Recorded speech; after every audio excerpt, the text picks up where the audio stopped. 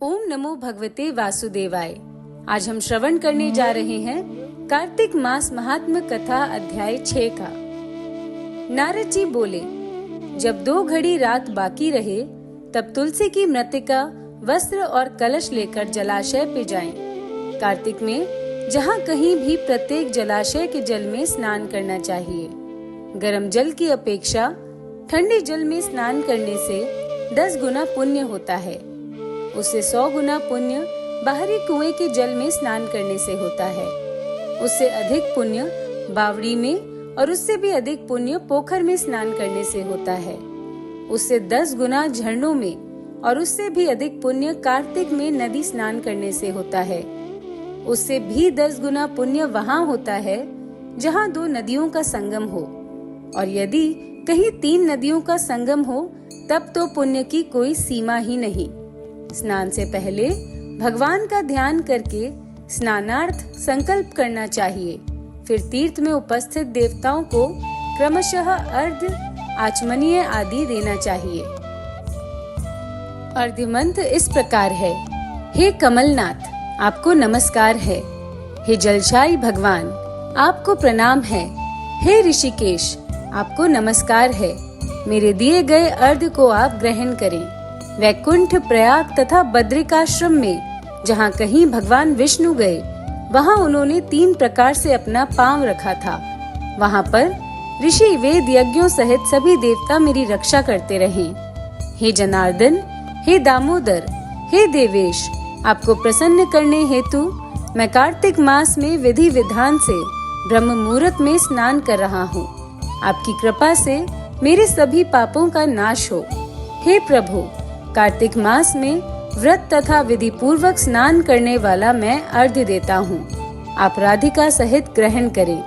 हे कृष्ण, हे बलशाली राक्षसों का संहार करने वाले भगवान, हे पापों का नाश करने वाले, कार्तिक मास में प्रतिदिन दिए हुए मेरे इस अर्घ्य द्वारा कार्तिक स्नान का व्रत करने वाला फल मुझे प्राप्त हो।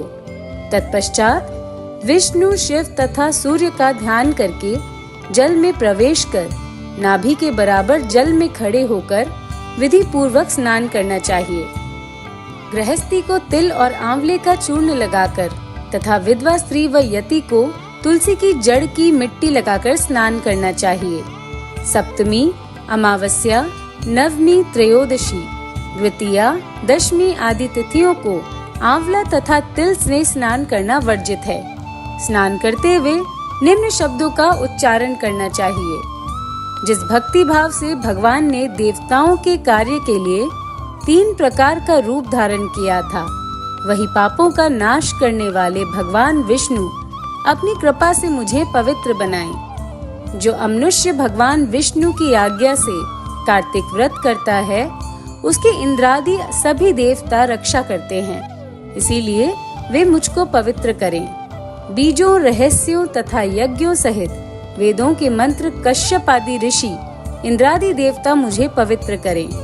अदिति आदि सभी नारियां, यज्ञ, सिद्ध, सर्प और समस्त औषधियां व तीनों लोकों के पहाड़ मुझे पवित्र करें।